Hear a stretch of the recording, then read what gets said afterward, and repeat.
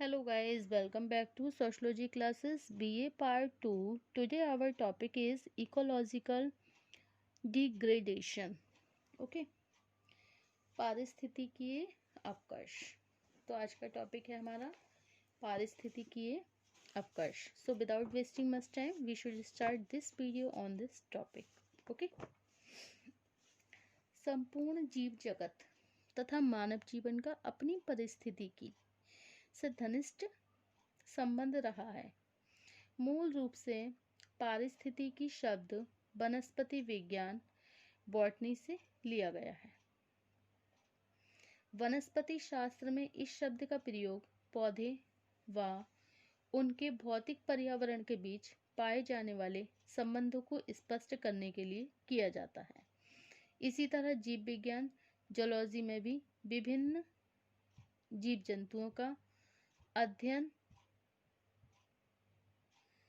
उनकी भौतिक परिस्थितियों के संदर्भ में किया जाता है. ओके. उदाहरण के लिए एक विशेष तरह के पौधे या जीव को अपने स्वाभाविक विकास के लिए एक विशेष तरह के भौतिक पर्यावरण की आवश्यकता होती है. ओके.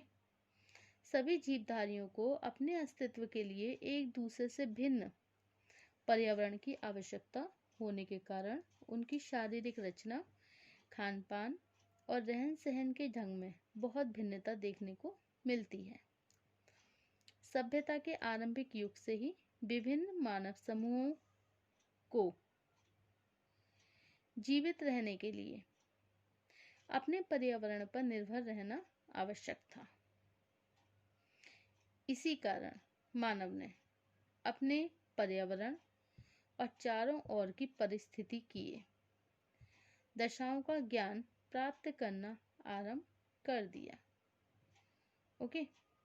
धीरे धीरे पर्यावरण और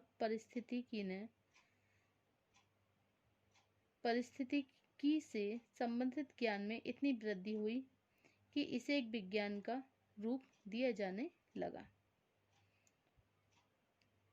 साधारणतः पर्यावरण और परिस्थितिकी जैसे शब्दों का प्रयोग समान अर्थ में ही कर लिया जाता है. वास्तव में एक विशेष पर्यावरण जिस क्रियाशील विधि के द्वारा मतलब क्रिया विधि के द्वारा विभिन्न जीव जंतुओं को अपना अस्तित्व बनाए रखने के अवसर देता है. ओके. उसी को हम जीव जगत की पारिस्थितिकी कहते हैं. ओके. अब है परिवर्तन क्या है. ओके.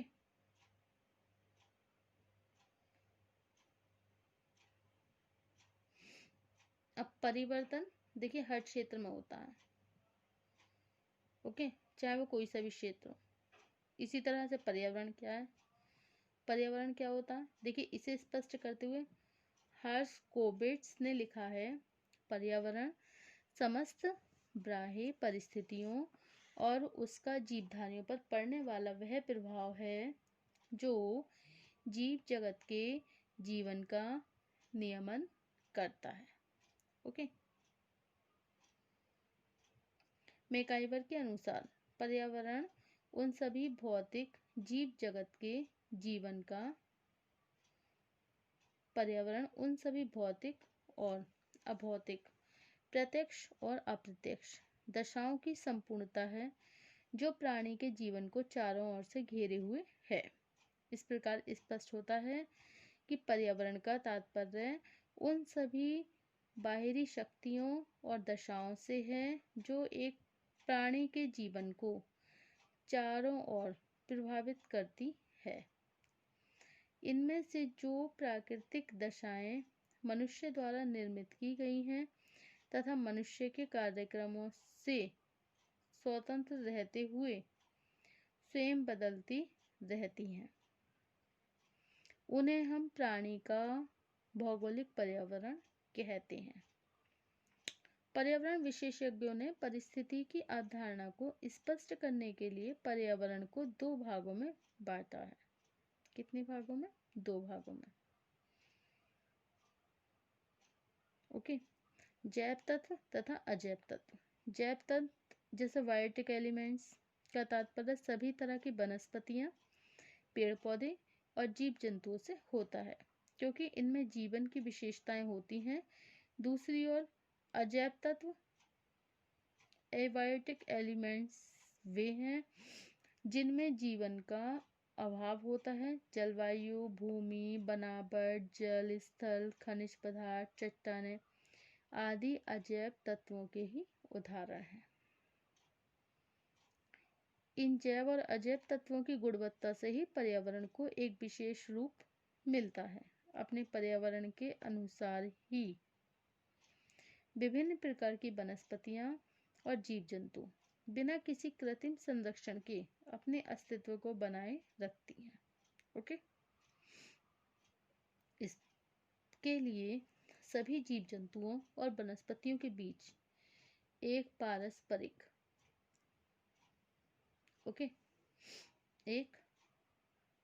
पारस्परिक क्रिया होती रहती है। ओके, इस प्रक्रिया में पर्यावरण से संबंधित विभिन्न तत्वों में स्थान और समय के अनुसार परिवर्तन होते रहने के कारण एक दूसरे से भिन्न अनेक दशाओं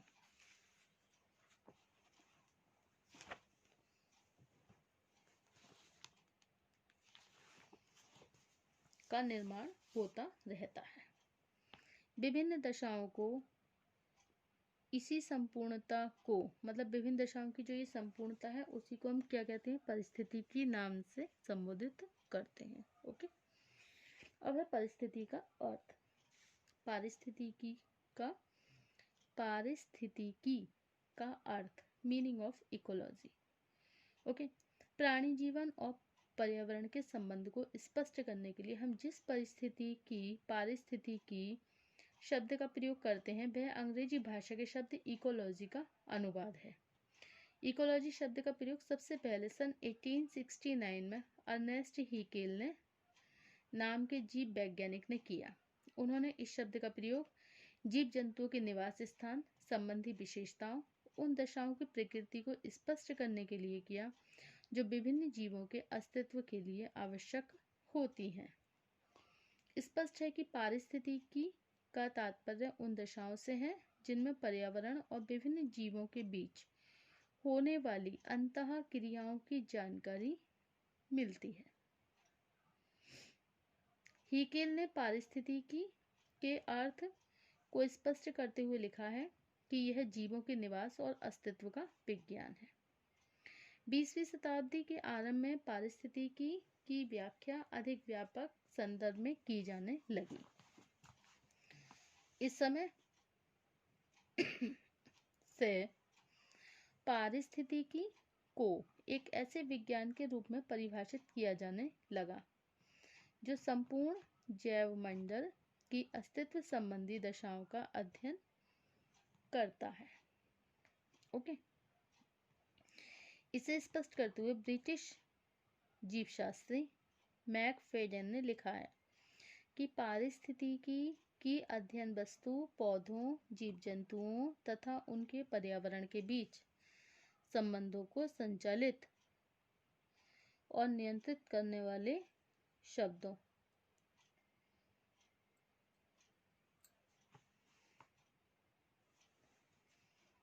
और सिद्धांतों, नियमों की व्याख्या करना है। ओके, अब है अकॉर्डिंग टू ओडम।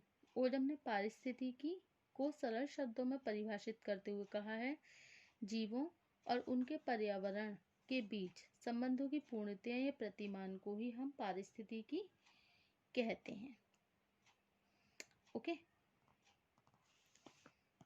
उपर्युक्त परिभाषाओं से स्पष्ट होता है कि पारिस्थितिकी वह शाखा है जो विभिन्न वनस्पतियों और जीव जंतुओं तथा उनके पर्यावरण के बीच पाए जाने वाले संबंधों को स्पष्ट करती है। ओके,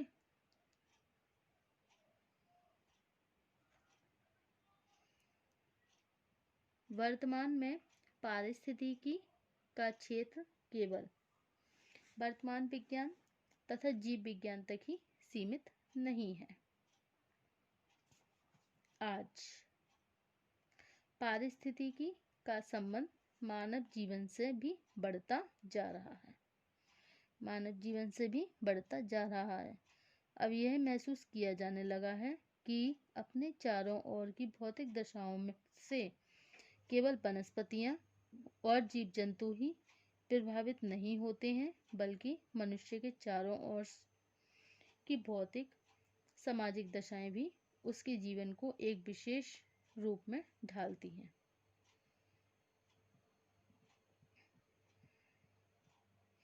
इसी धारणा के आधार पर पार्क और बर्गेस ने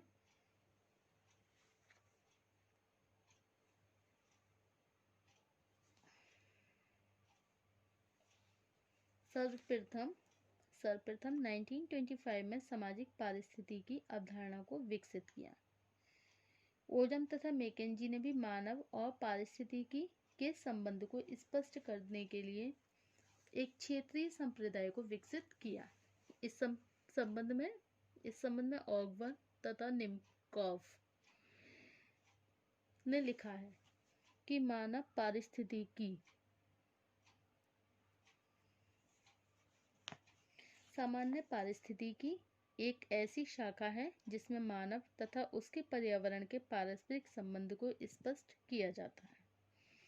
इससे स्पष्ट होता है कि अब समाजशास्त्र, मानवशास्त्र और अर्थशास्त्र में भी पारिस्थितिकी तथा इससे संबंधित समस्याओं के अध्ययन को विशेष महत्व दिए जाने लगा। ओके। सभ्यता का विकास होने के साथ साथ जैसे जैसे मनुष्य ने नई प्रौद्योगिकी की सहायता से प्राकृतिक पर्यावरण पर कुछ नियंत्रण स्थापित करना शुरू कर दिया, तो पारिस्थितिकी संतुलन में एक अवकश पैदा होने लगा। ओके। मनुष्य की अव्यवस्थित गतिविधियों के कारण पर्यावरण में प्रदूषण बढ़ने, पारिस्थितिकी में एक ऐसा असंतुलन पैदा होने लगा जिससे पूरे जीवमंडल के लिए खतरा उत्पन्न हो गया। आरंभ हो गया। आर्थिक विकास के लिए किए जाने वाले सभी प्रयत्नों के फलस्वरूप कुछ पहले का प्राकृतिक मानव तथा आर्थिक मानव बनता जा रहा है। इस दशा में जिस नई समस्या को जन्म दिया उसी को हम पारिस्थितिकीय अवकर्ष की समस्या कहते हैं। Okay. So thank you for watching my YouTube channel. Thank you so much guys. Thank you.